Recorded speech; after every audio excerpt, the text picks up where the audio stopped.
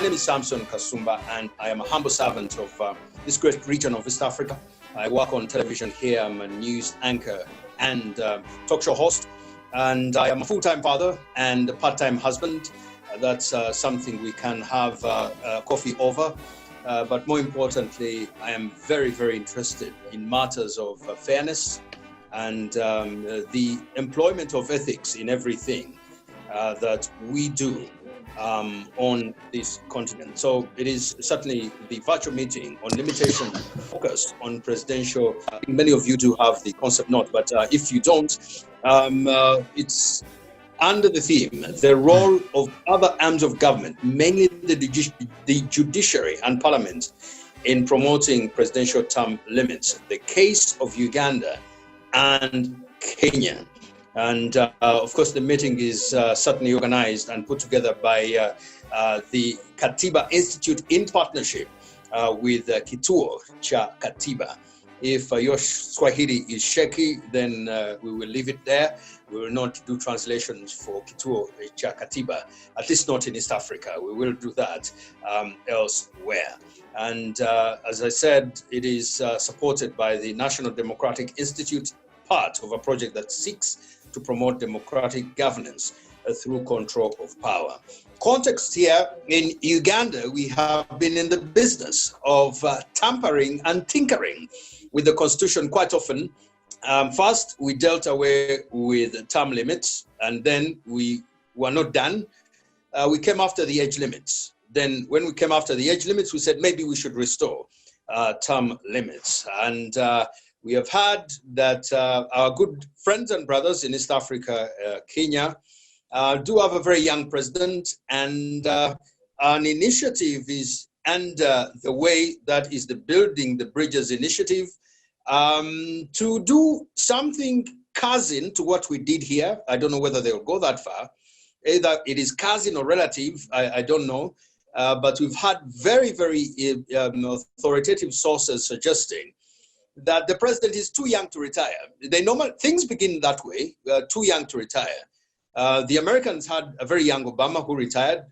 Maybe they're a different group of persons, but here we've started to hearing those conversations in Kenya. The question is, do they want to go the route we have gone? So I'm really a moderator here, and I will stick to that. I don't want to sound like I'm presenting a paper.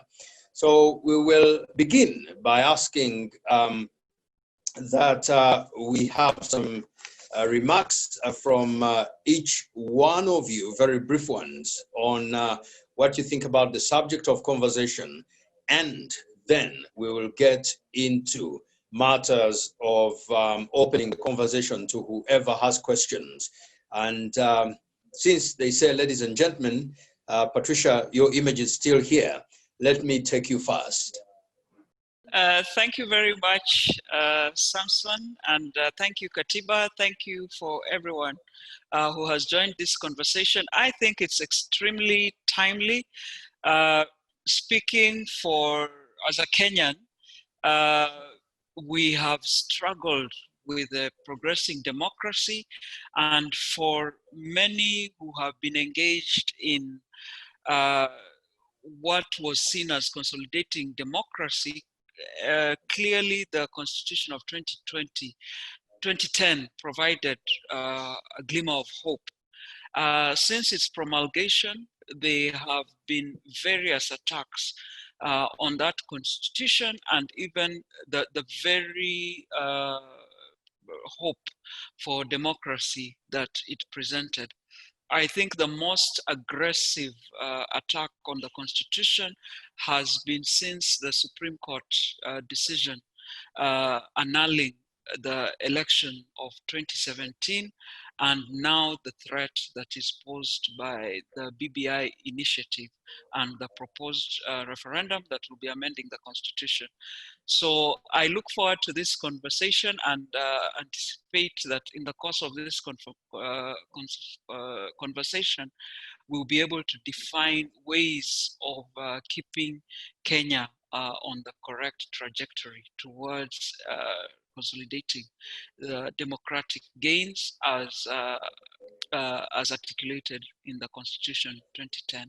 Thank you very much. you very much, Patricia. And I do know that it will save a lot of time if I don't stick to titles and making lengthy introductions, since we just have 2 hours.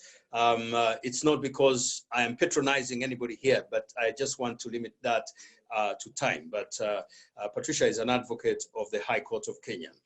Dr. Businje Kabakumba Kababumba is on and would like to take Dr. Let's hear your opening thoughts. Thank you very much, Samson. Thank you, Katiba and Chituo Katiba and Chituo Katiba. I realize that there are 2 Katibas we have, and fellow panelists. I just like to continue from what Patience said. I share the concern about the distinction between very nice constitutional texts and on the one hand, and challenging practice on the other. And I wonder, you know, like Patience, I'm curious to, you know, and excited to learn what colleagues have in mind in terms of how that gap can be bridged. It's a difficult question. My own sense, and something perhaps I'll share along the conversation, is whether we should not go back to constitutional texts themselves and interrogate the extent to which those texts are autochthonous, in the extent to which those texts reflect the actual lived values, the aspirations of the people themselves, the society for which they intended. But I'll leave it at that for now. Thank you very much, Samson. Thank you very much. And we also do have Dr. Ruhweza on. Dr. Ruhweza, let's hear your thoughts, opening thoughts. Thank you very much. I'd like to join the Patricia and BK, as I call him, in similarly expressing great optimism about the conversation that we shall have this morning, right to 1 p.m. Particularly passionate about our conversation surrounding the whole spirit of constitutionalism, which should be at the back or at the foundation of whatever we do or whatever we propose.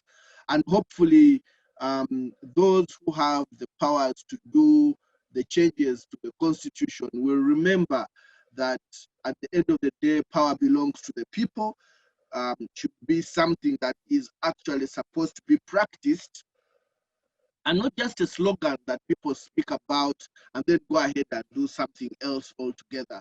So my conversation will be rooted, and hopefully we shall have a good engagement around that area. I look forward to this. Thank you. Thank you very much. We already have some academics that, 2 academics, that's a very, very good bed for a conversation. Honorable Neto Agostinho, let's hear your thoughts, opening thoughts. Thank you very much, Samson, and thank you, Institute and the partner Katiba. I am a politician, so I'll be speaking often as a politician, and it's an exciting conversation to join in, especially in this time around in Africa.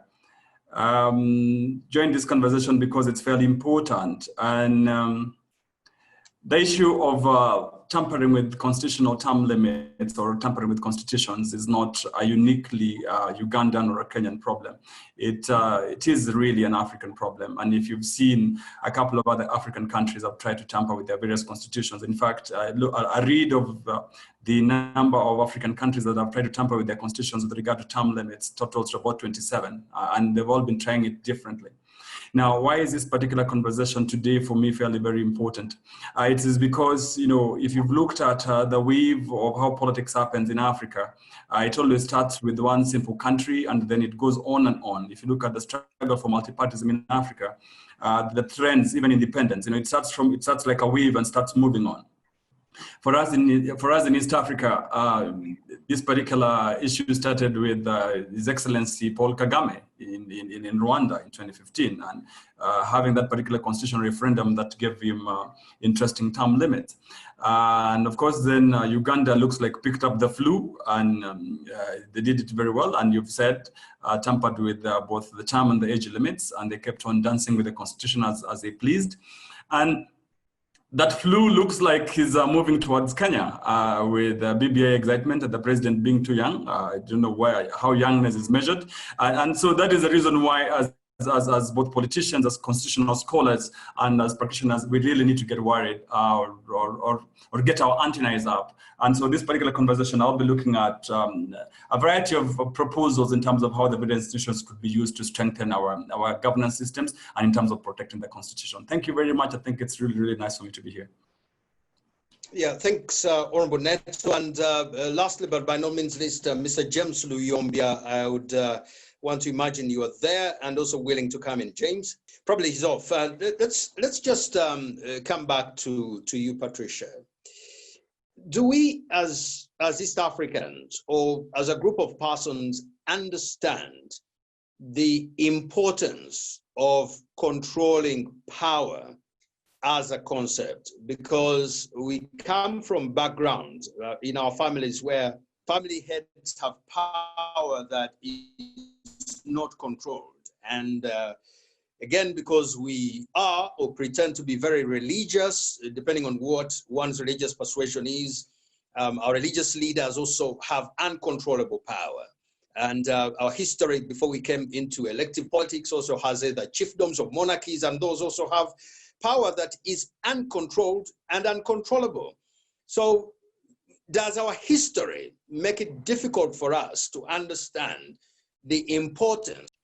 Thanks, Samson. I think you've articulated very well part of what informs the challenges that we then see in our politics when we try to align it to our constitutional values. I think I would add to the ones that you have articulated the fact that, especially for Kenya, when you are talking about power and political power, you're also talking about access to resources, distribution of those resources. And therefore, when you talk about communities and how they view leadership and the competitive politics, communities will, and politicians have always been able, especially at the national level, to organize for ethnic basis, and this is what they hinge their political competition upon. So you will find in the current instance, in Kenya, for instance, what we are thinking is we want to perpetuate our community's control over the resources, and this factor will always come into contribution. So I think the question that we then ask ourselves is, have the masses subscribed to the constitutional values that we pronounce in our constitutions? Are those documents, do those documents capture citizens' understanding of power? Do they capture the way citizens envision what successful outcome of an electoral process looks like? So to the extent that politicians are able to keep alive the narrative that my being in political power is a gain for our ethnic community, this will always put to question whether it is possible to either elect people on merit, or whether it is possible to remove non-performers from positions of political power. And this, I think, becomes a critical issue for us as we begin to think how as a country or as countries will we move away from the current predicament that we find ourselves in, where the political elite continue to mobilize along ethnic lines, no reference to values, no reference to principles, and the communities themselves follow because all that matters is the promise of a share of the national cake. So for as long as we are unable to get ourselves out of the trap that we find ourselves in of being mobilized along ethnic lines, it's always going to be a very difficult conversation for those who try and infuse democratic processes with any values. I think this is the story in 2013 in Kenya and also in 2017 in terms of the electoral outcome. Thank you. Thank you, Patricia. Honorable Neto, let me bring the conversation to you here. It is no secret in East Africa that resources, you can tell who is in power by looking at where resources are and where wealth is, whether that is in Kenya, in Uganda, or elsewhere. Why are we, and especially Uganda and Kenya, we are a multi-ethnic group of persons. Why is it difficult for us to understand that by controlling power, we increase the chances that every one of our ethnic groups will have an access to that power and therefore access to resources? Are we just built to be selfish? Thank you very much.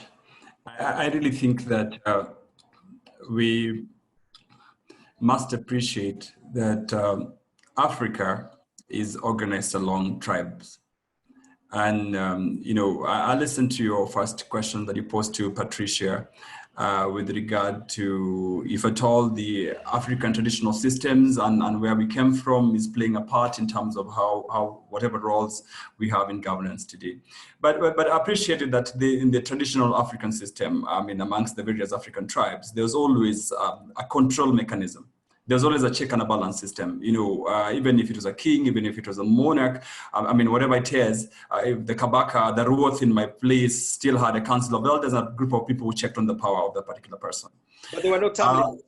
Yes, I mean, there are no term limits, but you see, I mean, in terms of how then you got governance done, is that there were checks, and those particular checks, it will be that the council or whatever it was supposed to be able to direct and govern whoever was in leadership.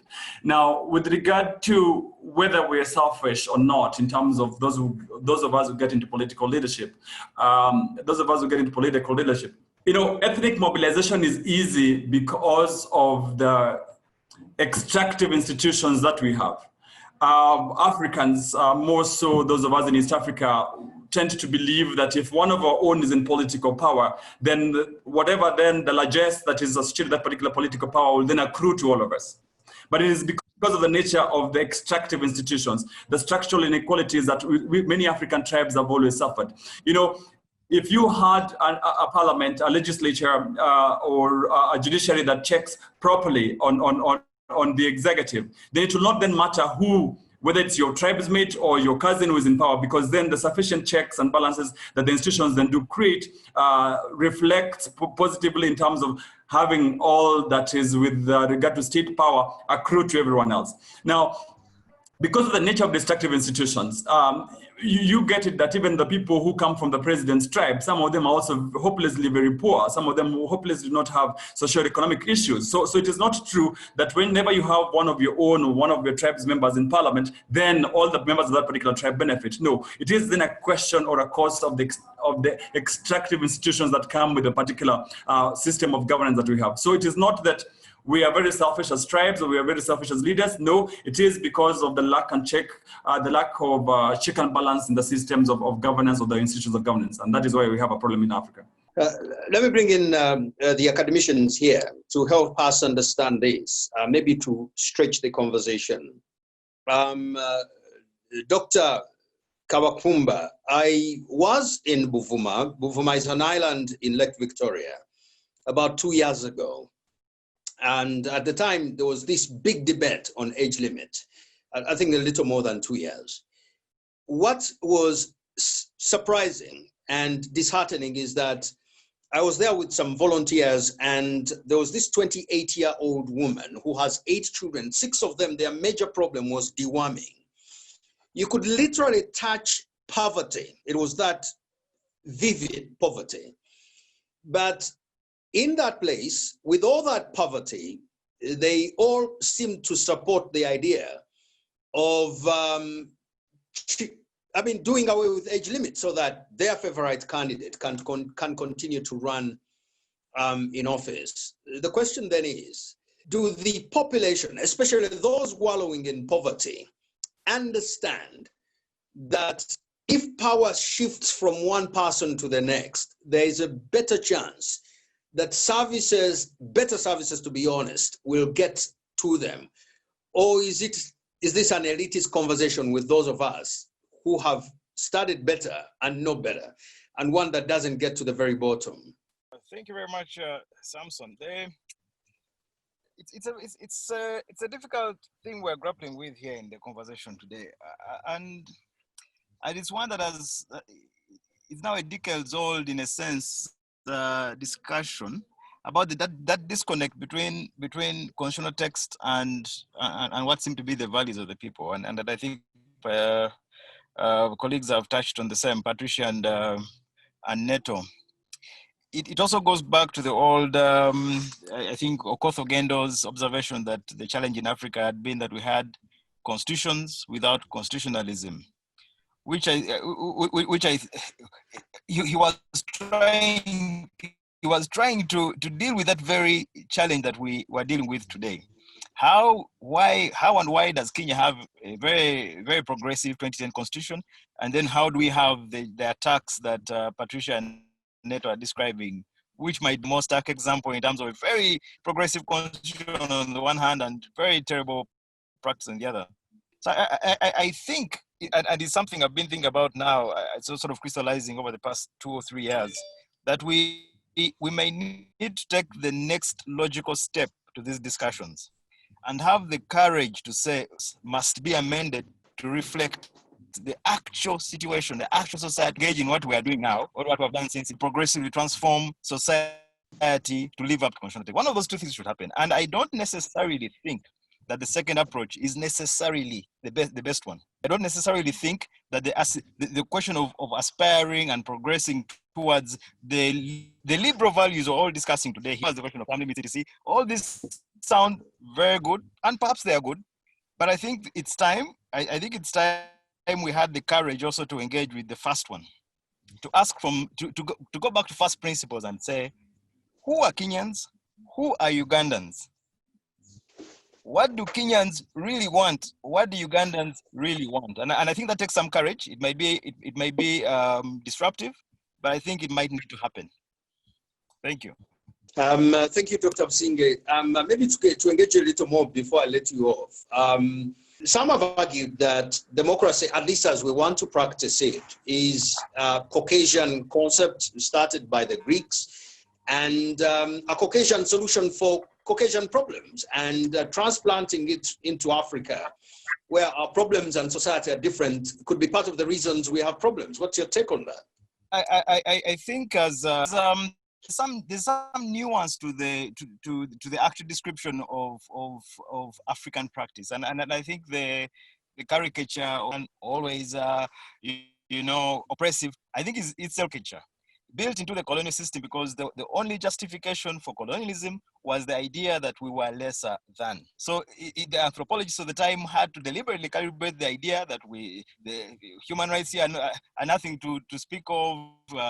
We're savages, really, and black savages. And that is important. It was an important bedrock for the colonial project. But it continues to have reverberations today in terms of how Africa is portrayed, both in governance literature, but even in the ordinary. I think the BBC headline of yesterday about how poverty might be keeping Corona at bay, I think is just but one example, which is therefore to say that a journey to the African past as a farmer foundation for more organic, may not necessarily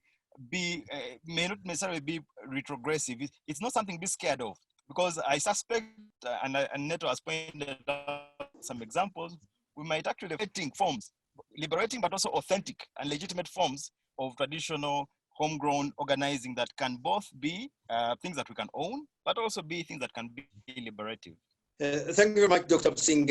And for you who've just joined us, the main aim here is to enhance public knowledge and understanding in Uganda and Kenya about control of power, specifically through limitation of presidential term limits. Let me bring in Dr. Rukweza here. Whether Kenya or Uganda, when these processes kick off of dealing away with term limit and excusing ourselves from a responsibility to control power, there'll always be a divide. Many of us will be on the side cheering. Oh, no, let's touch the age limit. Let's do away with it. Then there'll be those saying, no, we shouldn't. Why is it so divisive? Why isn't there a general consensus that term limits and maintaining them is a good thing? Thank you very much, Samson. My view is that the questions of the day, as presented, oftentimes are influenced by those who are interested in them at the end of the day. Remember that term limits, by their very nature, are construed in a specific paradigm of leadership, of governance, of constitutionalism. The idea is that human nature is selfish, inward-looking, and therefore we need to put checks and balances to ensure that whoever has an opportunity to get into a position of leadership is helped not to be carried away, and therefore they'll give you term limits so that within that setting you are able to provide what you can. But because of the inherent nature of humankind, we need to ensure that you do not take everything for yourself and become unaccountable to anybody or to any institution. So let's put certain paradigms under which you can behave and work and move, and also give opportunity to other people to have a chance at offering what they think are their solutions to society and to the nation. Now, in that, therefore, is the question of if somebody, as used to be the debate in Uganda around 2005, should we allow somebody who is doing a good job to go, and yet we want them to stay?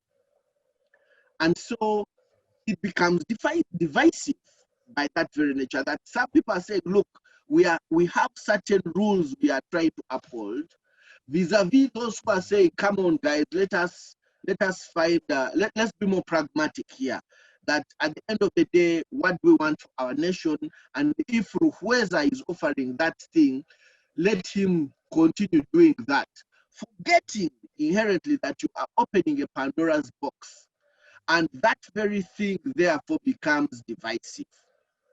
The idea behind constitutionalism is that people have agreed on ways in which they want to be governed. Now, I know it is not cast in stone and certain changes can happen, but who is actually pushing for these changes? I know Kabumba and others participated in writing the book. I think the title was either Manufacturing Consent or something to that effect. I think BK could remind us. It was controlling consent. Controlling consent, all right? So in there, and of course is inspired by these very views, whereby you are able to determine the questions of the day and the way they are going to be answered, you know, and as a result, you will have something very divisive, because those who think we should uphold the values that we wanted that we agreed upon are going to be seen as detrimental to progress, among other words that are used. And then those who are saying, look, the leader we have is good. Let us open up this space to allow this leader to continue without hindrance, are those who are now cast in the eyes of the public as doing very well. So in your case, Kasumba, you get to a place where there are peasants who are struggling, but the message they've been given is that this man is doing a good job or this woman is doing a good job, let's allow them. Forgetting that by opening up those very gates, you're making it possible for others who are not as good, who are dangerous, or even forgetting that human nature is such that it is so possible for someone to flip and become the nasty lion that you did not think they were possible, that they are capable of being. And therefore, this thing becomes quite divisive. That would be my answer to you, Samson. But just before I let you off, you talked about people being told that, and I agree with you, that we're struggling to understand why somebody thinks so well and quote unquote so young should go home. Some argue that we are on a continent where leaders are scarce. And so when we are lucky to get a good one, why do we get rid of them? Because we might never get one better. But the question I really want to ask here is, why do people wallowing in poverty have to be told that the president is doing well? Can't their situation tell them that he isn't? Because if he was doing very well, they would see it in their lives. Maternal mortality, infant mortality. Why doesn't our situation in Africa become a frame of reference to determine whether the man who is being said to do well, or woman, is actually doing well or not? Where is the problem here? Information, information, information.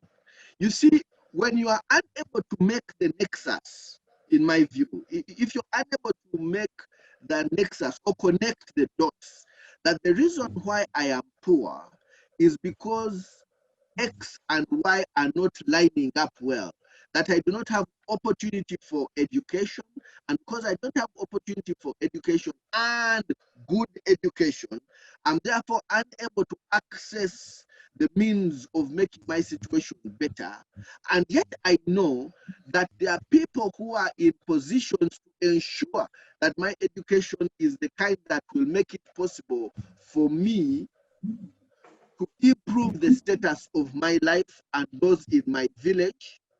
Once you cannot make that nexus and you are given information that seems to suggest otherwise, that seems to blame others instead of those who have been given the responsibility to allocate resources equitably, to ensure that there is value for money and so on and so forth. If they cannot be able to connect those dots, they lack the adequate information that helps them make a decision. And therefore, that's like I suggested in their book, Controlling Consent, or in Noam Chomsky's Manufacturing Consent, you have this idea that once I control the information that you have, then I'm able to control the type of consent you will give and the decision-making process that you're able to make. So a peasant is able to start wearing a t-shirt, and the t-shirt is tattered, but the t-shirt is for a specific political establishment. And because his value system or his priorities are, if this person is able to help me have a meal, vis-a-vis, which is different from changing the status quo in my environment for the future, then they end up making a decision because of the limited information that they have. That would be my response to you, Samson. Thank you very much there. I do see some people already on asking questions, and we'll get to those later. But let me come back to you, Patricia. We have now gone into information because the largest section of our population are the poor, whose education we can have a very long debate over on another matter. And it's become a habit that those who want to stay in power make sure that where the votes come from, that is usually in the villages, there is a certain quality and quantity of education so that their voting pattern doesn't change. I'm speaking and informed by the situation here in Uganda. When you look at the voting patterns, for instance, of the capital and around the capital, there are a certain direction. When you go out from the capital, the villages where education is universal primary education and the numbers are high, there are also certain patterns. Why is it difficult for us to be informed by the life we live, and it becomes easier for us to believe the netos, the politicians, whose interests is said to be ours, but no, well, Honorable Neto might be different, but the large bulwark of those I see here, their interest is certainly not the people. It is usually the next election and re-election, if you may. Patricia. Samson, I think you're really asking the right questions. And as you asked the last one, the thought that came to my mind is we are making a dangerous assumption that the outcome of these elections is usually reflective of what the voters, what they voted, that the outcome is accurate. In almost 2 or 3 elections of Kenya, there has been almost overwhelming evidence that the electoral body failed the electorate. I don't know where that noise is coming from. So because of that, it disturbs me when we keep saying that it is the masses who are failing. I don't think so. It has been possible for the political elite to tamper with agencies that are meant, for instance, to conduct elections in a way that those bodies are unable to deliver credible elections. The same political elite are then able to influence the judiciary so that when that outcome or any stage of the electoral process is challenged, either at the party primaries or the election result or any process there, the judiciary again, with interference from the political elite, will frustrate a credible process. So I think it is also important to capture that electoral processes in this region are rigged by executive overreach. Now, we had kind of a window of opportunity when in 2017, the Kenyan Supreme Court moved to overturn an election that was said to have been fraudulent, and therefore whose outcome did not reflect the popular will. But in the subsequent election, again, it was evident that the electoral body was unable to conduct an electoral process. So I think to get ourselves out of this quagmire, we've got to be able to acknowledge that the citizens are clamoring for change or are clamoring for the political elite to play by the rules, to obey the constitution. What we want to ask ourselves is whether we have insulated the institutions that would play a key role in consolidating some of these democratic gains, whether we have insulated them from overreach by politicians. So we are looking at our electoral bodies, the electoral management bodies, how strong, how independent are they? If the process is such that we are putting into these positions people who feel that their duty lies with the political class rather than the citizenry, they will continue to frustrate these processes. If in the case of Kenya, it is possible to emasculate the opposition completely, what that means is that Parliament is unable to play the role of being the custodian of the citizens' will and ensuring that legislation that is enacted is passed. If we are unable to guarantee the independence of our judicial officers, that means that we cannot expect outcomes there that will favor democratic developments in our countries. So I feel that yes, it is possible to mobilize along ethnic lines, but increasingly one can feel that there's a frustration, and maybe I speak for Kenya, dangerously, maybe I am speaking only for my family, but one feels that there's a sense of frustration and a sense of need to change things, because when the pain of misgovernance is felt in your pocket, you cannot ignore it. It's different when you are probably watching these things on media, but when you're unable to take your children to school, when you're unable to put a decent meal on your table, then you must answer the question of what ails your country.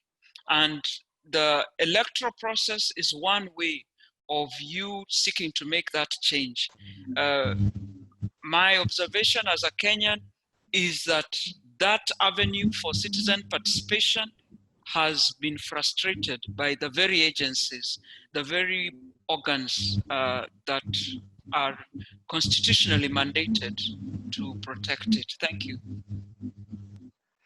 And I don't know where this recording is going, but this is generally a very academic conversation. So let me ask a very academic question here. And you can tell why I'm being very defensive here. But I'll ask Honorable Neto, in response to what Patricia said, someone runs a country for 35 years. We can say the population is cheated, but how come they even get 1 million votes after 35 years? In Zimbabwe's case, we're talking about East Africa, even after all those years, they still had many people lining up. We could argue that they are paid to come, but why are they still able to take money and come to these rallies? There's something there, Honorable Neto, to speak about or to speak to. Thank you very much, Samson. First of all, I think let's agree that the African electoral process has fairly very interesting ups and downs. And Patricia speaks very well to the fact that some of the institutions that, for example, are supposed to be in charge of the electoral process. For us, it's the Independent Electoral Boundaries Commission in Kenya, and I'm sure Uganda equally has one, an election commission. You know, it's just the lack of the enforceability of the laws, and that speaks to the broken institutions. It's not an issue of the citizenry. It's an issue of the broken institutions. You cannot be worried. For example, if already Parliament has enacted a law with regard to campaign financing or campaign spending, and this particular legislation, for example, has been very difficult to pass in Kenya, where you're going to say how much or what can you do with regard to bribing votes or buying the vote and stuff like that. But it speaks to the lack of the judiciary being able to enforce that particular legislation. The Kenyan judiciary has tried in the past few days to try to, I mean, when Patricia spoke and, talked about the nullification of the presidential election, if the parliament in Uganda, the parliament in Kenya, and the judiciary in Kenya and the judiciary in Uganda, and speaks across Africa, could be working as a broad coalition of partners of institutions to help us check on the executive, it would be very, very useful. What do I mean?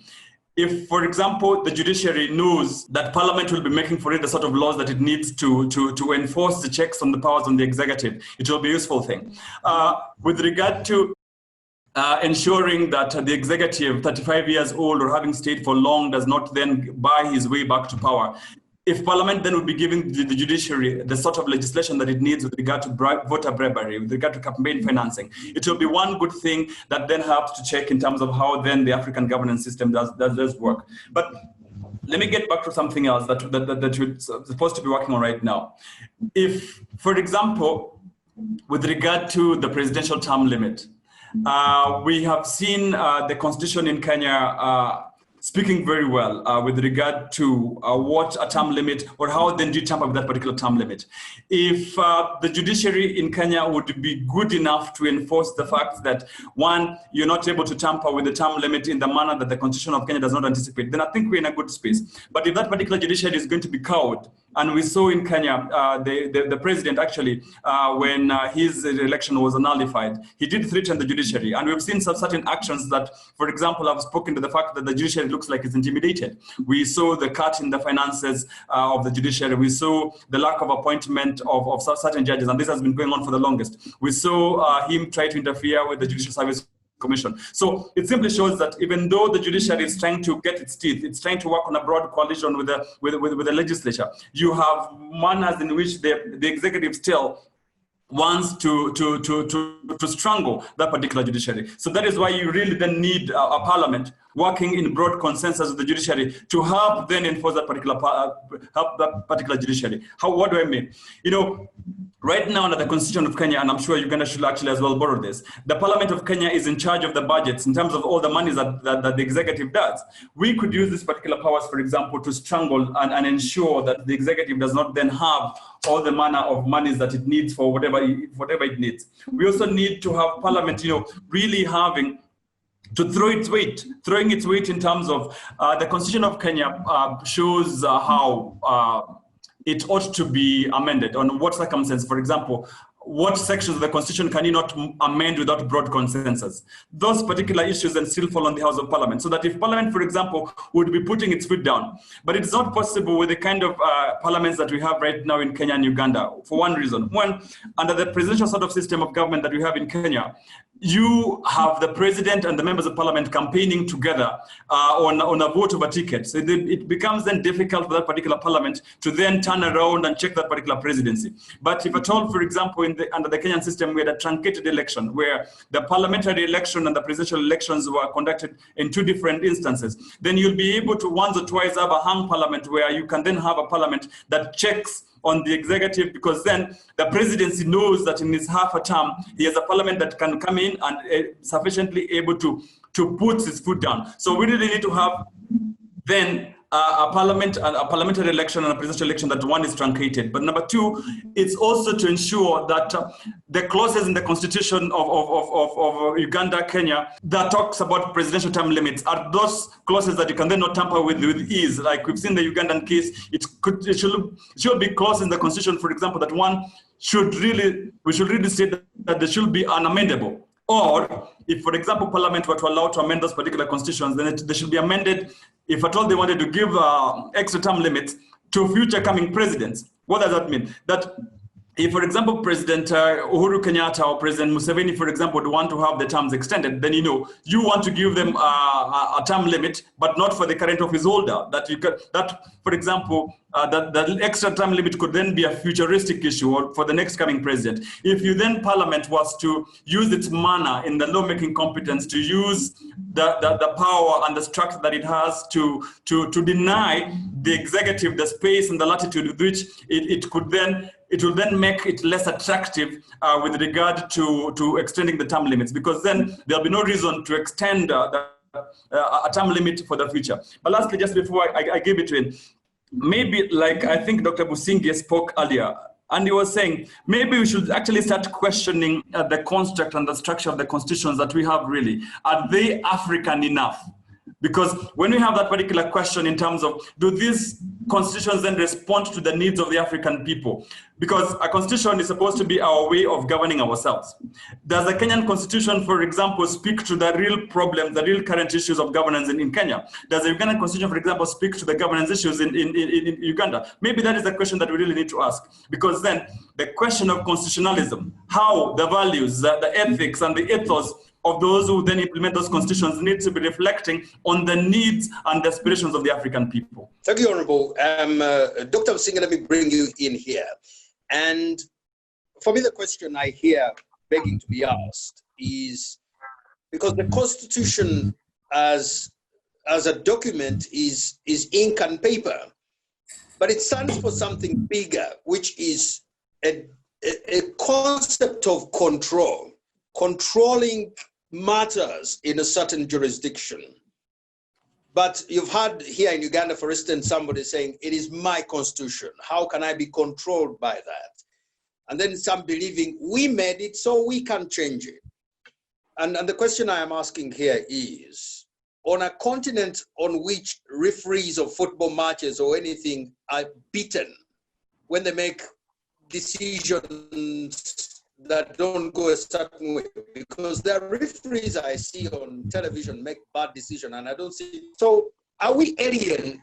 Do we think that being controlled, with rules we can speak to how it is being controlled, considered something weak on this continent when elsewhere controlled by anything is who we are? Dr. Businge. Thank you, Sir Samson. Unfortunately, my internet is quite shaky. This is MTN Uganda. It says MTN everywhere, but you know.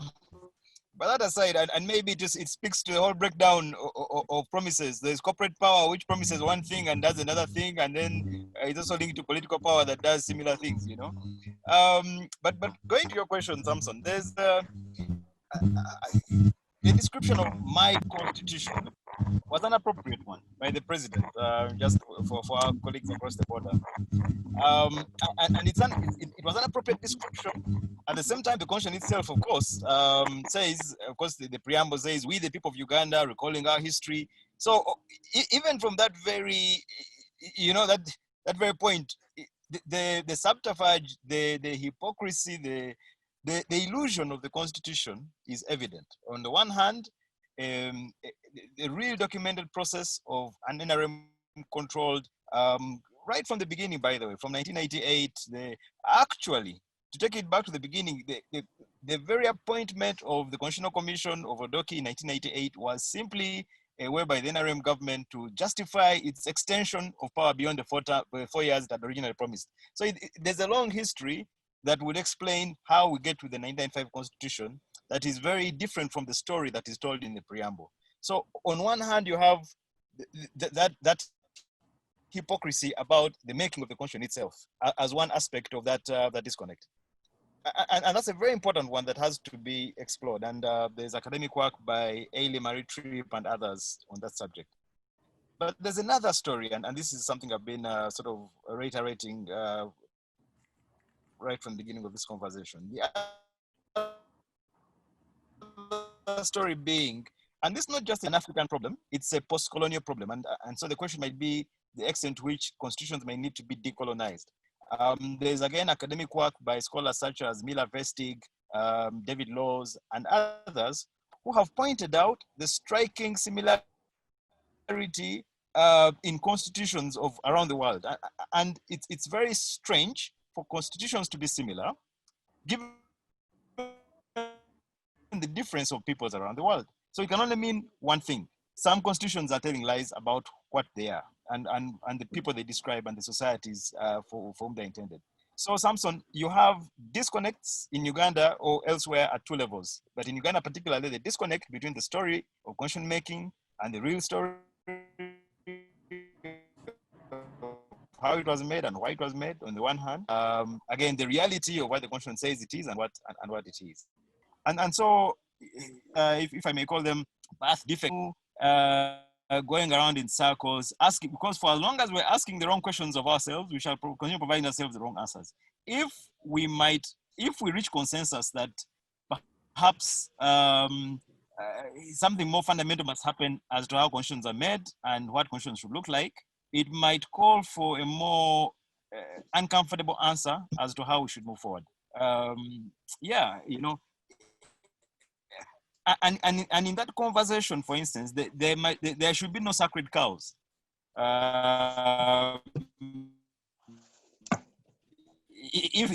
Even some long cherished might have to be really deconstructed and dealt with. And this is a conversation that should happen. The question of decolonization and how it links to the achievement of better or more realistic governance outcomes in Africa. Well, thank you very much. Let's get your colleague in academia to join the conversation there as we take it forward. So going forward, how do we then help ourselves to get to the place where others are, where constitutions mean things, and when we say it is term limits, we all stick to that, difficult and uncomfortable as it might be. Doc? Thank you, Samson, and thank you, BK, as I call Dr. Kabumba. There was a question earlier regarding why is it that people continue to vote by majority even when things have not changed? Why is it that this thing keeps on happening? And it made me reflect on a story that I once had, and I don't know whether the story was of, I think it was Stalin, who was making an example to a colleague, and I think he got a chicken and skinned it alive and treated it really harshly, and then deprived it of, you know, the basic necessities of life, and then started offering it something to eat, and the chicken started following him around. I don't know where that story was, but anyway, some of you may have come across that kind of situation. I would like to suggest that the only way we can explain why certain people who, in spite of the suffering they go through, will still continue following the very leader that is treating them really wrong. It may be something psychological. It may be explained by other professions that probably not necessarily lawyers, because how do you explain someone who's really where to sleep and what to do, and yet at the same time they are the very people who are speaking very positively about the leader that has set these same conditions in place? I think that's a conversation that that we need to engage in. I would like to suggest that it's easier for some leaders to deprive, because in depriving you, the leader then becomes the savior, and you see in that leader the only solution to your problems. And coupled with the fact that you do not have access to information that helps you see and understand and make better judgments, you have this problem. And if I can, you know, emphasize this point, you know, you have leaders in some of the nations in the world that I would not necessarily mention, whereby people are even hired to cry when the leader has died, you know, and you want to wonder why would that happen. You know, I think there is a reason behind it, and I think it is because the leader has created a harsh system that makes it only possible for the leader to be seen as the savior, because he's the one who provides you with the very breath of life, and you see nothing else, you know nothing else. So BK has made some very good points, which I'd like to probably use to answer the question that Samson has put to me. That in in decolonizing the constitution, in having a new consensus, what I seem to see with the American Constitution, where many times we pick lessons, since the British do not have a constitution up to today, is that those who made the American Constitution, by and large, seem to have been of the same mindset, the same level of education, opportunities of life, experiences. There was something more than just being voted into office. They seem to have had much more. You know, it is easier for people with, I think, same exposure, same understanding, same views, or at least same levels of education, if I can stretch it that far, kind of appreciate the challenges of the day and hopefully come to the same consensus that they wish to arrive at. And I know I say that knowing that there are always nuances to the conversation, and it's not easy to arrive at a consensus. But if you've received a certain level of education, experience, and exposure, and you can see what is possible, you tend to be able to easily agree on what can be done, vis-a-vis those who do not have. And this reminds me of people such as Lord Denning, whose decisions in the courtroom were beyond his time. And I think that always has a problem. So the way forward, therefore, would be, in my view, that we need to break.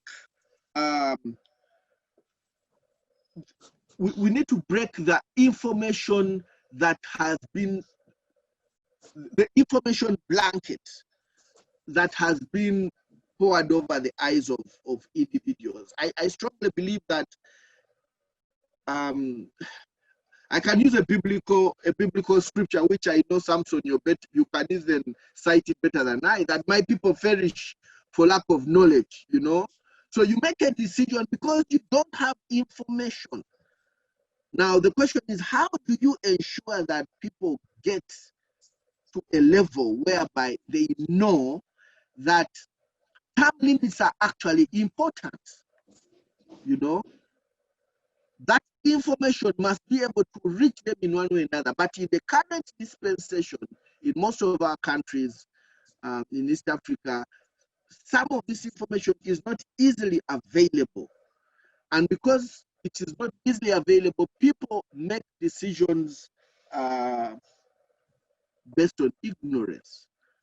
And if you remember John Maxwell's first law in the 21 irrefutable laws, if I could borrow his first law, the law of the lead, that your leadership ability, you know, determines the level of your effectiveness. In the same way, your information, you know, the information you have determines how much you can actually decide. And even when it comes to the time when we have these discussions of a new consensus and a new constitution, you know, we must be, we need to have a think tank that helps us give us the information and make this information available to those who are going to make the final decision. You know, the whole deconstruction is basically what BK is saying. You know, we need to remove this blanket. But how do we get to remove that blanket? Is by making effective inroads in, especially those who do not have the level of education that maybe the, you know, those of us who are in here do have, you know, and help them appreciate that their vote is so important, but it's not just their vote. Even after they have voted, they still have the mandate to hold their leaders accountable, which unfortunately in our constitution has been tampered with, that you cannot easily recall a member of parliament now unless my interpretation is different. So I strongly believe that whoever is voting, and I think someone mentioned it, whoever is voting does not know what exactly, how powerful the vote they have is. It's like that proverb of when swine are given what is it called, putting a gold ring in this, you know, in the nose of swine. They're not appreciating. Of a controversial animal. Yes, of a controversial animal. You know, so because of that, I do not think many of us have yet appreciated, first of all, that when you vote someone into power, they are not providing you with ambulances. That's not their power. Their role is not providing with ambulances.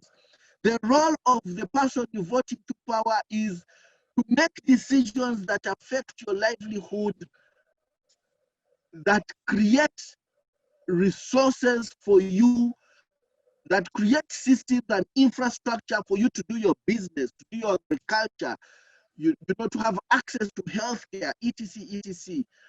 And I strongly believe that a lot of this information has not been made available. And so you have a member of parliament saying, I've been able to bring a road to you, therefore vote for me. No, that is not his role. That is not his role. And so I agree with BK. Deconstruct, yes, but at the same time, let's go back to ensuring that the information that is made available to those who make the decision at the end of the day helps them, you know. And if it does not, then I think we'll still have a problem. No wonder Justice Kanye Hamba, this will be my last statement. No wonder Justice Kanye Hamba at some point made that controversial statement of saying that the peasants may not necessarily know what they are doing when they make the vote. And I've tried to make it more palatable to those listening in to me that the peasants do not know. And of course, those who are interested in having peasants making decisions, we are not happy with that conversation. But I think by and large, you know, he made sense. And until the peasant has information enough to make a good decision, you know, the vote that they pass, much as it is, they have a right to do it. I think that the information behind their right to make that vote matters a lot. And I think that's where we may have to do a lot of work. Thank you, Samson. I think we are not too far from a point where I will be inviting in Christine and Chris and Ben as well. But going back to Patricia, if I may, albeit briefly, question here is, when in a position of strength, do we understand the importance of control? And if I could, at the risk of bastardizing the argument and the conversation here, use a very rude explanation, illustration. Generally speaking, in Africa, if an African man decided to have a vasectomy, which is control, because he has money, he has education, and is expected to be on rampage, at least, and not being controlled by a document like a marriage certificate. So if he decides to walk in to have a vasectomy, there would be a lot of bewilderment why he is controlling himself in the first place. So is control considered weak here? Very briefly, Patricia. Thank you, Samson. I'm laughing because sadly I'm unable to relate to vasectomy, but we'll assume it could be related to a TL. But I just wanted to say, first of all, that I think we've got to get to a place where we challenge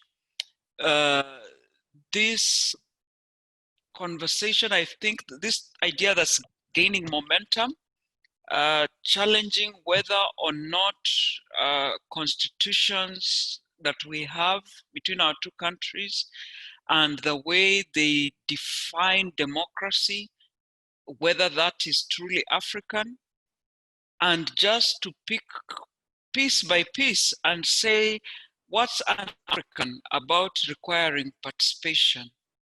What's an African about calling for inclusivity, I think the way that this whole conversation around Africanizing democracy and the way it impacts on women has made it a completely unattractive, or I am unable to appreciate that conversation at all. But going back directly to your question as to whether control is considered a weakness, I would say yes, especially for autocratic leaders, because what they seek to do is to not be challenged, and therefore they would resist it.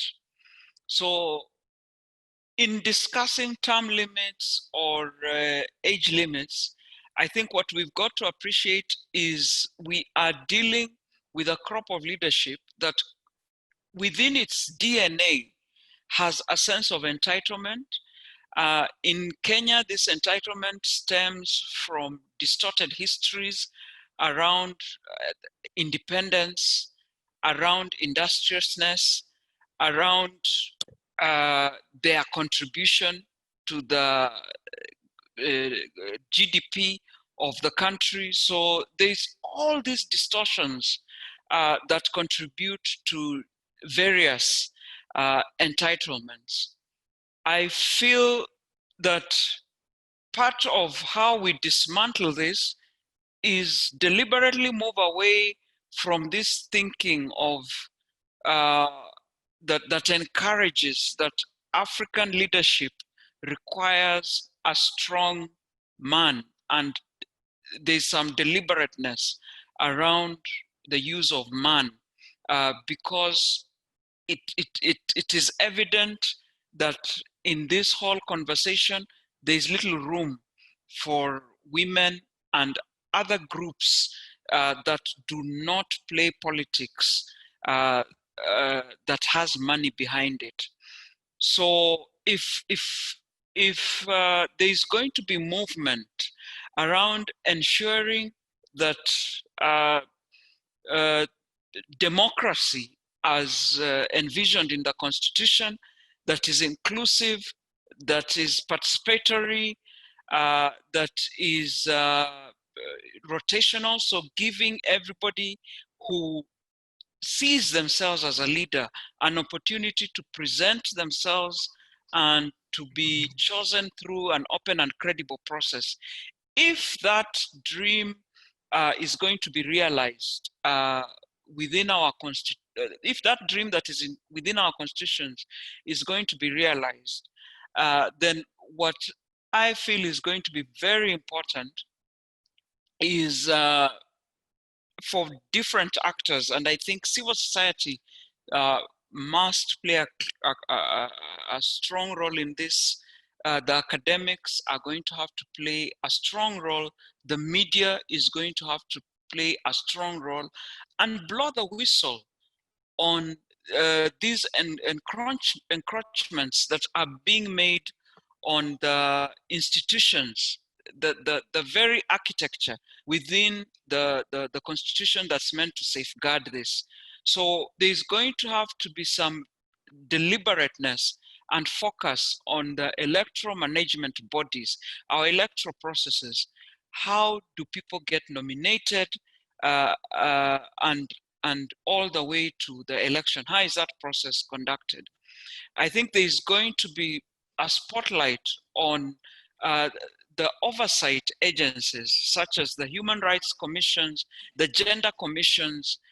To what extent are these bodies and their mandates protected, so that they are in a position to ensure that our democracies are safeguarded to the extent that these are the agencies that have the oversight to ensure that our societies are inclusive and allow space for different voices.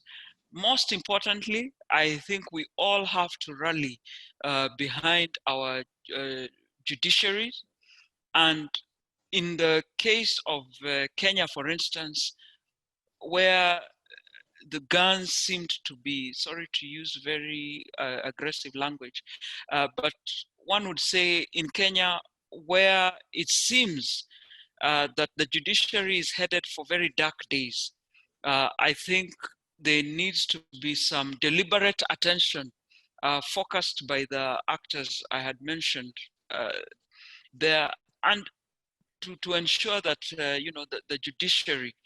I think we are looking to replace our Chief Justice in a few months as his term comes to an end. So I think this will be an opportunity, I think, for those who have that role to play to ensure, that because what we can see is a clear trend that where an agency or organ shows itself to have teeth, then somebody is going to get busy extracting those teeth. So I think if this is about us prioritizing and actions that we can take to ensure that we don't end up reversing gains, then for sure the upcoming appointment is an area that we want to pay attention to. And for those of us who exercise our democratic right to vote, putting politicians like Agostino Neto on notice and saying this time round we want to be bold enough to vote on you based on merit and not on your capability to give us, sadly, I don't know whether Agostino you also do this, but 50 shillings or 100 shillings, and that buys you a 5-year term.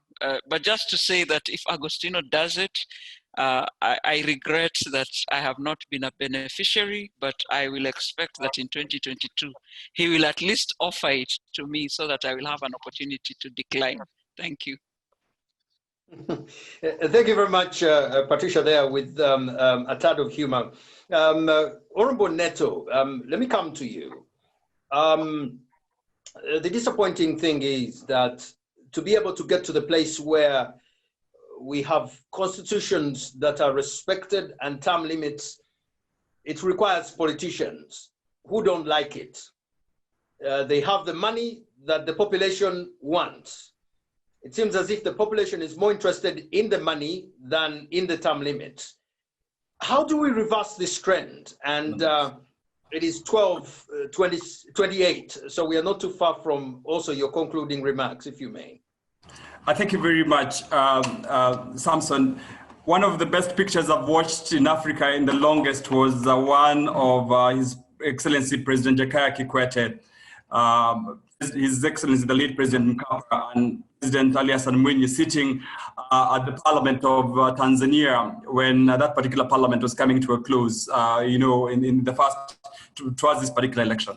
I mean, it shows you that it is possible in Africa to have countries where presidential term limits is respected, and that you have leaders and presidents who know that they're not the best things that ever happened for Africa, and that they're better leaders who can actually take the country forward. Leadership and presidency is like a hurdle. You run and hand over the stick to a group of persons that that the nation has and bestowed before. Having used the Tanzanian examples, then let's now proceed to have conversations. I'll be speaking because I believe you've asked me also to, in this, also make my concluding remarks. I think one institution that we really need to speak to and listen to very well is the issue of political parties and how political parties would then be able to help us in guarding presidential term limits. If you have, for example, a strong political party, like what I believe almost the Chama cha Mapinduzi in Tanzania, and the ANC in South Africa, if you have the political party being the first institution for governance and one that then helps controlling how people come to state power, that is where we always have it, that is where in politics we always get it wrong. So that one, if the political party of its own motion can then be able to check how leaders, how presidents come to the fore, that would be a very good and a useful place to start. That we know for a fact that we'll have then provided the country with checks at various levels, at the political party level, and then how we then present that particular candidate to the people in terms of an election. That will be one useful step. The second one, in my view, is the need to have constitutions, like I said before, constitutions that speak to the aspirations of the people. Our colleagues, and I think it was Dr. Busigie who said, or who made reference to the American Constitution and its aspirations. We ought to speak and be honest with each other that we need to have constitutions that speak to our aspirations of the African people. Democracy is a good thing. The kind of constitution that we have is a good thing. But do these particular constitutions speak to the aspirations of the people? I get back to a point that my colleague Patricia did make. Inclusivity, participation, rotation, and also powers of the judiciary. Inclusivity is a good thing. But can we say for a fact that the Kenyan constitution as it's structured, or the Ugandan constitution as it's structured right now, gives us a space for inclusion of the Ugandan people? In my contention, maybe not the Kenyan constitution, because we have seen when there has been quote unquote sharing of power in the 2007 election, there was a sense of stability. Is that a good thing? Perhaps it's not a good thing, but then we need then to institutionalize a manner that brings inclusion to the table. And does the Kenyan constitution then respect or respond to that particular inclusion as has been reflected? Because with the infamous handshake in Kenya that is now going to lead us into the Big Building Bridges initiative, it just shows that whenever you give Kenyans a chance to inclusion, whatever they do with that inclusion, I do not know. I mean, it's maybe a gravy trail where people are actually sharing. But can we make it a constitution that then brings everyone else on the table? Because inclusion looks for me in Kenya now looks like is everyone else coming onto the table, either to listen or to see that things are not being eaten, or there's absolutely nothing to eat at all. Because when you bring the leaders to the table, then they discover that maybe the coffee is actually dry. Then they'll stop making noise because there's nothing to go there and then remove it. So inclusivity then needs to reflect the aspirations of the various countries in terms of both tribe, diversity, and also the religious diversity, so that this inclusion then has to then make a meaning. Participation in terms of our constitutions then would be like, what is it that would make the citizenry feel like they are sufficiently getting participation? So then, once you make those things as components of the constitution with regard to the structure of that constitution, then you'd make the clauses that deal with presidential term limits unamendable, or you'd make them have those ones that if you have to amend up, then you have to seek broad consensus of the included sectors, tribe, race, religion. The other thing that you need to speak to is the issue of constitutionalism, and one of the participants did speak to it. It is good to expand the state, but the quality and the way in which the state is expanded in terms of the functions, in terms of the people and how they behave, how the leaders behave in the expanded state. These aspirations of constitutionalism, and you want to borrow a bit more from what ethics, what values, what ethos. I mean, the Kenyan constitution is not short of values and principles in terms of what. So the Kenyan constitution has already put in place what the values and principles ought to be and what they look like. But why are we then not following them? It's because then you've expanded the state, you've made it obvious, you've made it very good, but the character and the content of the people that you bring onto the table as leaders then becomes a question that you really want to deal with. The case of the judiciary in Kenya, very good moves we're seeing right now. We need to work in whatever way possible to make sure that the judiciary is independent, strongly sufficient to do its functions, well-resourced, and everything else. We then need to have a parliament that needs to help us lead against centralization of the state. Can the parliament in Kenya today lead or stop us from having the state centralized? Maybe no. Half the politicians, and like Patricia said, some of them benefited from the presidency, from the executive in terms of the campaign monies, in terms of the campaign coffers. So can they sufficiently stand against the presidency? Maybe not. But we are seeing already a chance where the Kenyan Senate, for example, is already now starting to have teeth. It's trying to show off its head. So maybe a strong legislature, a strong parliament, one that checks the presidency both in terms of the budgets, both in terms of its oversight role, both in terms of just stamping its authority. Because again, it is not obvious that you're going to have an election after every 5 years. You could play sycophant, you could be nice to the presidency, you can be everything else, and woe be unto you. The presidents, even however much you play sycophant, however much you dance to their tune, will sometimes even dump you, or will even sometimes forget about you. The other thing I like to speak to is the people. oftentimes, and I've had colleagues here say that maybe the citizenry of Kenya, the citizens of Uganda need more information. You'll be shocked at how much information the African citizens have. The African citizens know what they want when they say it. The only problem then becomes in the leadership, that the leadership chooses to espouse the wrong values and virtues. So that the citizenry of Kenya, the Constitution, Article 1 says sovereignty belongs to us. Nothing stops us as the people of Kenya to protect and defend the Constitution in the manner that the Constitution stipulates. Because you see, the Constitution gives us power, the various components of the Constitution, in terms of how then do we move forward? How then do we protect and guard against the Constitution? And the examples are right in our Constitution, so that people really know what they want. What we really need to do is to ensure that once the people have given us power, and that is why, like the Constitution of Kenya speaks to delegating power. We as politicians, those of us who are elected, have the power that has been given to us by the people. The people know what they want. How then do we exercise that particular power that they've given to us? We need to use that particular power to make our political institutions pluralistic, inclusive to the facts that I've already spoken about. Parliament then needs to put its weight to control against absolutism. And we've said the many ways in which Parliament can do this. One, in terms of its budget-making competence, Parliament can actually question things. Parliament can really ensure that they exercise sufficiently the oversight role. But we also said that Parliament can actually make and enforce laws that leads against monopoly. You know, you have people who drink from monopoly cups, people who drink from monopoly hardware, people who take monopoly showers. Parliament then needs to make or enact legislation that guards us against monopoly, because it's monopoly that gives us extractive institutions. The president of Kenya, for example, would want to stay into power because he knows for a fact there's something he wants to guard. He wants to guard his wealth that has been ill-gotten. He wants to guard against his companies. He wants to guard against the various sectors. So if we then have a parliament that works against guarding monopoly, then we'll be moving towards ensuring that people who would then not want to stay over because monopoly has been taken care of and has been taken sufficiently well. The Parliament of Kenya right now has one advantage. You know, it can convene itself. Earlier on, I mean, and President Moi, for example, he would wake up in the morning and choose when to disband Parliament.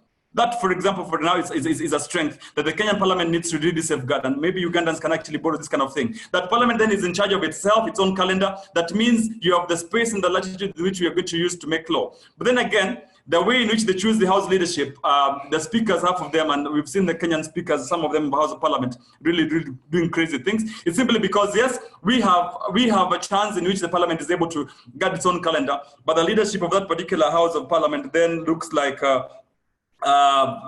gets it all wrong at the time, and that makes us end up with a very interesting leadership. I think even if Parliament was to make law with regard to changing the presidential term limits. Was that? I may have to cut your time, Honorable Neto.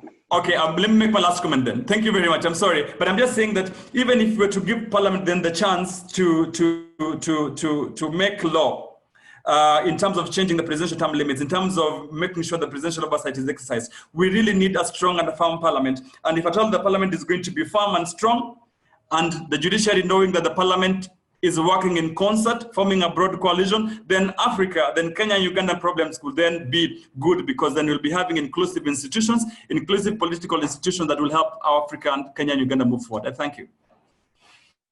Dr. Sinje, you had something you wanted to weigh on, and you could include your final comments from Dr. Sinje.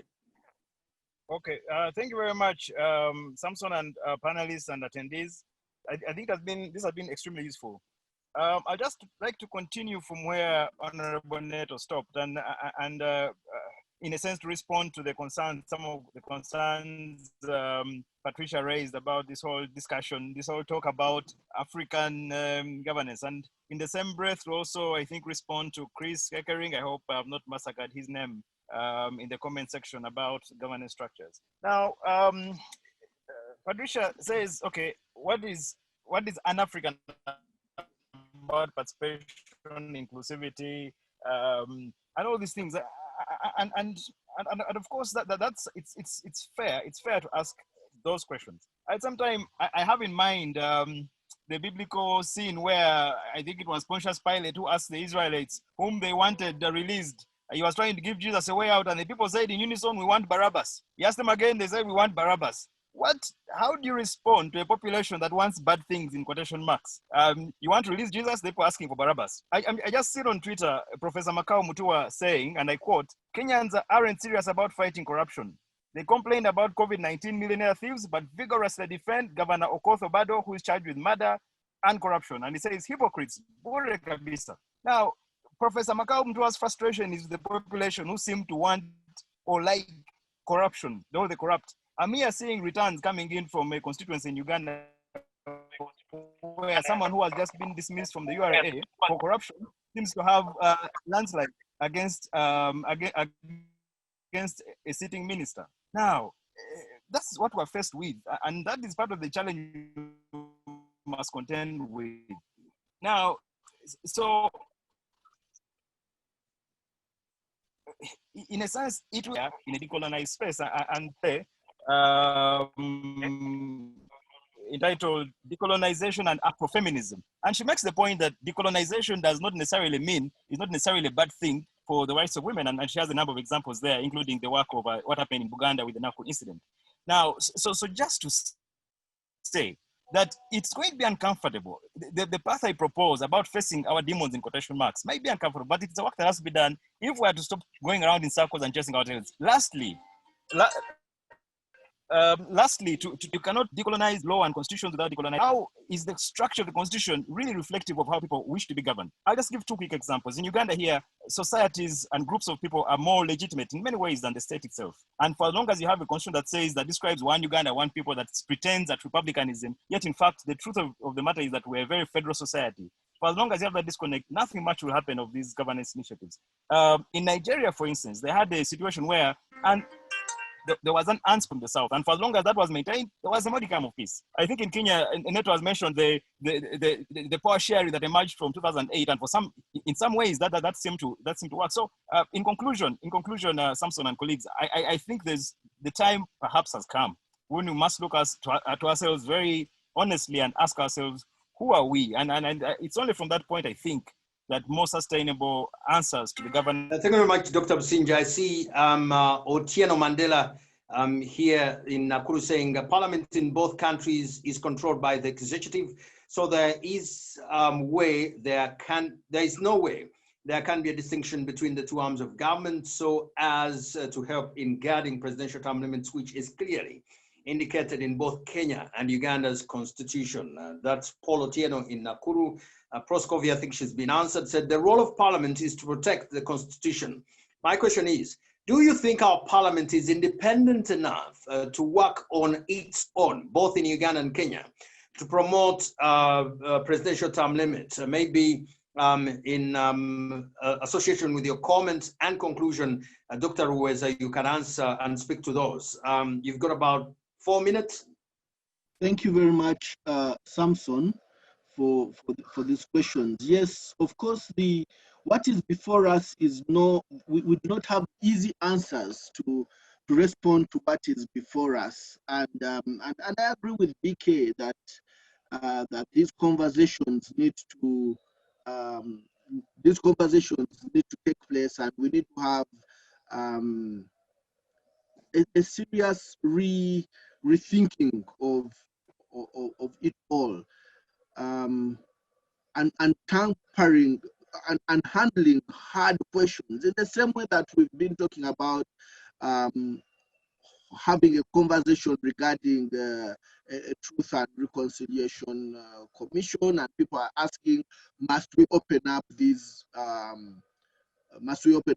old wounds? I think it's important to have these old wounds open. I still think that many times when we don't do so, we have problems. So Parliament, of course, is trapped in this web of being answerable to the executive in many of our democracies, at least in Uganda and in Kenya. I mean, you could even think that Uganda right now is going through the actual parliamentary elections, because the majority of people who want to contest know that if they do not win the NRM seat, their chances are that they will not be able to make it through Parliament. So you have an avalanche of many people getting into the NRM primaries. And I would like to believe, and I strongly feel that not everyone believes in the NRM ideology, but they know that the only way they can win is through NRM party and get the state funding and state resources and the support for the state once they win the ticket.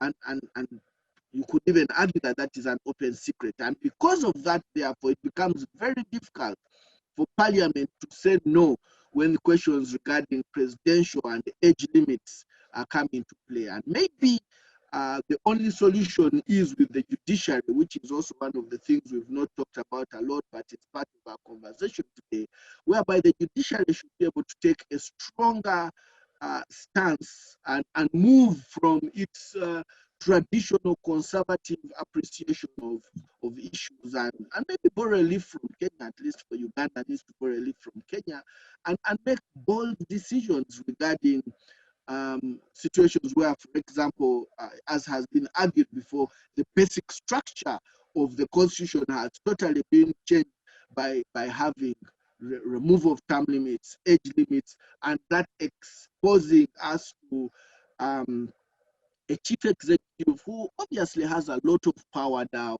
who can appoint the electoral commission, he can appoint the members of the Supreme Court who would otherwise have held him accountable, and therefore that kind of judiciary is what we need. But I'm aware, of course, that because the judiciary is also appointed by the chief executive, it is also a determined stance that they have to take. I'm sure that the current Chief Justice of Kenya did not make, well, it wasn't an easy decision for him and his panel to decide as they did in 2017. So now, in face of the fact that the judiciaries and the parliaments are not able to do what is required, then we go back to what BK has been suggesting, that we need to have a recalibration. Some have argued for another revolution whereby we turn around everything and have the new conversation, new agreements on what can we do. Because I strongly believe that, like in the, if you recall the time when the Jews were in the desert, you know, the 40 years in the desert, God had to wait for them all to pass on to the next life before he took the next people into the promised land. And if that needs to be the case, then most likely the next generation, if we mentor it well, the next generation, if we teach it well, the next generation, if we expose it better, will be the one that will hopefully make the decisions that we have now been too intertwined to be able to do, because we are in this cobweb of parliamentarians that have to be answerable to so many constituencies, including the chief executive, and may not be able to have the backbone to do the decision making that they need. And so the people that may have to go into the promised land that we all hope for may not be us. And maybe the way forward, therefore, is for you and I, who can be able to read between the lines, to be able to begin speaking about these issues now, and also speak to them, speak to the electorate. Hopefully they will listen to you, because they will listen, they may decide otherwise, but hopefully the more this information is made available to them, the more they can begin to build the nexus. I know that Neto does not agree with me regarding information, which is okay, and I'm happy that there's someone who doesn't necessarily agree with what I think. But I strongly believe that that would be the way forward for us. Otherwise, thank you so much for the opportunity to share my wild thoughts with you. Thank you. Thank you, Doc. And talking about strong judiciaries, in East Africa, when you're such a strong judicial officer on managing elections, that's when women come on the streets claiming you had children with them. Whether that is true or false, we can actually have a long debate on that one there. I'd like to ask if there will be a word or two from the conveners before I bring this to a close in the next minute or so. But I don't remember whether, Patricia, you gave your concluding remarks. I'll give you 45 seconds to do that. Patricia? Thank you, Samson, for favoring me in that way. I think that for the conversation that we're having today, we are in this crisis because the political elite have been unable to agree on how they accommodate each other. I think in our time, what we can only hope to do is to stabilize the boat in a way that we do not regress or spiral out of control, so that we find ourselves where we were in the early 80s. So I would subscribe to Honorable Neto's views that there is opportunity to engage with the political parties and probably try and influence from there. And then I have great faith in what the work we can do, especially with a free, independent media, in terms of pushing this conversation to members of the public. Thank you very much. Thank you very much, Patricia, and thank you very much as well, Dr. Sinje Kabumba and Dr. Daniel Ruheza and Honorable Neto Agostinho. And the Bible has been extensively been used as a reference here. And before I call in the conclusions there from our convener, I'd like to quote something talking about control. From Philippians chapter 2. I wish biblical Greek was one that everybody knew here. Then I would have read it in the original because it's more powerful, but I'd read the translation loose as it might be. Therefore, if you have any encouragement from being united with Christ, if any comfort from his love, if any common sharing in the Spirit, if any tenderness and compassion, then make my joy complete by being like-minded, having the same love, being one in spirit and one of mind. Do nothing out of selfish ambition or vain conceit. Rather, in humility, value others above yourselves, not looking to your own interests, but each of you to the interests of others. In your relationships with one another, have the same mindset as of Christ, who being in the very form of God, the Greek says, enmophatheu, as in structure and everything in absolute terms, being one like God, did not consider equality with God something to be used for his own advantage, but rather he made himself of nothing by taking the value of nature of a servant, being made in human likeness and being found in appearance as a man. He humbled himself by becoming obedient to death, even death of the cross. If I was to have a politician, I would have this kind of character as president of Kenya and Uganda, because then we would not have these sorts of debates. The chap or lady will just consider others more than themselves, and after their term, they would say, ladies and gentlemen, I'm handing over.